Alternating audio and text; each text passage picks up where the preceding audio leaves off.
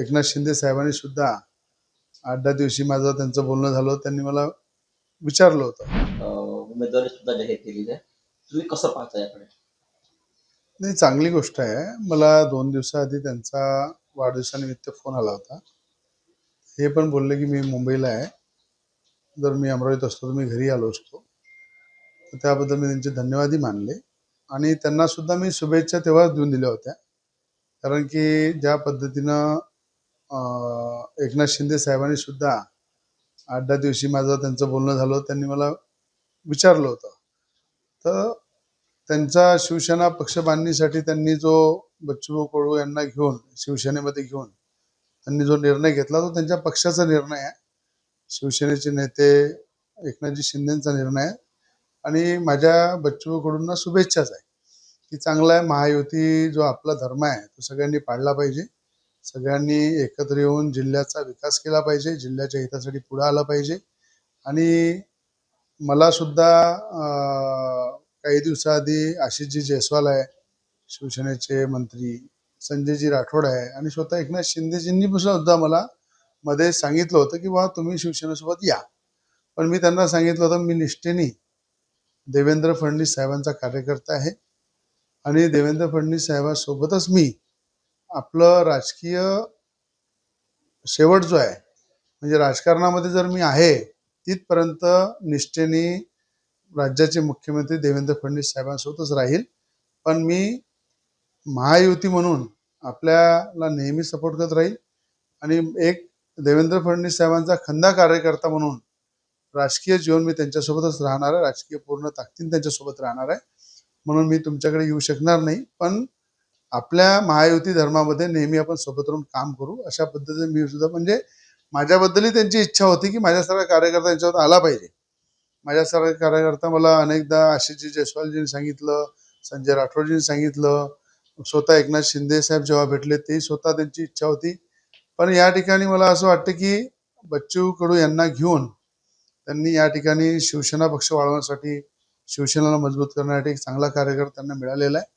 आणि महायुती म्हणून युवासेना पार्टी आहे, भारतीय जनता पार्टी आहे, शिवसेना आहे आणि या ठिकाणी सगळे मिळून महायुती धर्म पाळला पाहिजे. महायुती धर्म पाळून पुढे गेलं पाहिजे आणि अमरावती जिल्ह्याचा असो महाराष्ट्राचा असो आपण सगळ्यांनी मिळून चांगला राज्याचे मुख्यमंत्री म्हणून देवेंद्र फडणवीस साहेब ज्या ताकदीनं काम करत आहे त्यांचे हात मजबूत केले पाहिजे आणि महाराष्ट्राचा विकास केला पाहिजे.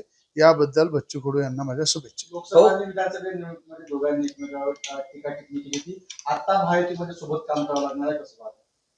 असं आहे, राजकारणामध्ये कुठलंही काही असं टोकाची भूमिका नसते. राजकारणामध्ये तुम्ही पाहिलं लोकसभेमध्ये जे झालं त्याचं चित्र विधानसभेमध्ये कसं उमटलं तुम्ही पाहिलं की लोकसभेमध्ये नवनीत राणाचा पराभव झाला. त्याच्यामध्ये कोणी कोणाकोणाचा सिंहाचा वाटा होता हे जनतेला माहीत होतं आणि त्या सिंहाच्या वाट्यामुळं सगळ्यांचा हिशोब जनतेने घेतला आणि त्याच्यापासून सगळ्यांना शिकायला मिळालं की एखाद्या विकासासाठी लढणारा नेता त्याला जर आपण थांबवतो त्या थांबवल्यानंतर काय परिस्थिती होते याचं जिवंत उदाहरण अमरावती जिल्ह्याच्या जनतेने प्रत्येक विधानसभेमध्ये दाखवून दिलं आहे. म्हणून माझं म्हणणं आहे की आता आपण सगळे महायुती धर्म पाळून लोकसभा असो विधानसभा असो एकत्र येऊन महायुती धर्म पाळला पाहिजे. राज्याचे मुख्यमंत्री देवेंद्र फडणवीस साहेब ज्या ताकदीनं काम करताय त्यांचे हात मजबूत केले पाहिजे आणि त्यांच्या विकासाच्या जो योजना आहे त्या लोकांपर्यंत पोहोचल्या पाहिजे. या उद्देशाने सगळ्यांनी काम केलं पाहिजे. म्हणून मी तरी माझ्या राजकीय जीवनामध्ये निष्ठेने राजकारणामध्ये जिथपर्यंत आहे तिथपर्यंत देवेंद्र फडणवीस साहेबांचा कार्यकर्ता म्हणून काम करतो. बच्चू कडू आणि या रवी राणा यांच्यात दिलजमाई झाली असं म्हणायला हरकत आहे. आता काय मला वाढदिवसाचा त्यांचा फोन आला, त्यांना मी धन्यवाद म्हटलं आणि मला माहीत होतं शिवसेनेमध्ये त्यांचं चालू आहे, त्यांचं प्रहार संघटनेचं विलिनीकरण आणि स्वतः शिवसेनेचा दुपट्टा घेऊन झेंडा घेऊन ते त्यात प्रवेश करणार आहे. त्याबद्दल मी त्यांना शुभेच्छा दिल्या तेव्हाच की बाबा चांगला निर्णय घ्या तुम्ही. आणि मला असं वाटतं राजकारणामध्ये वेळेनुसार आणि मला वाटतं आधी ते शिवसैनिक होतेच आणि शिवसेनेमध्ये गेले त्याबद्दल त्यांचं अभिनंदन आहे. आणि राजकीय वैर हा कायम कधी नसते. महायुती धर्म सगळ्यांनी पाळला पाहिजे. महायुतीच्या धर्मावर युती धर्म पाळला पूर्ण ताकदीने आम्ही काम करू आणि विकासाचं विजन घेऊन समोर जाऊ. महाराष्ट्रातील सर्व बातम्यांचे विश्वासार्ह व्यासपीठ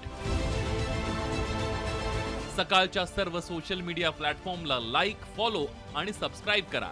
तसंच सर्व नोटिफिकेशनसाठी बेल आयकॉन प्रेस करायला विसरू नका.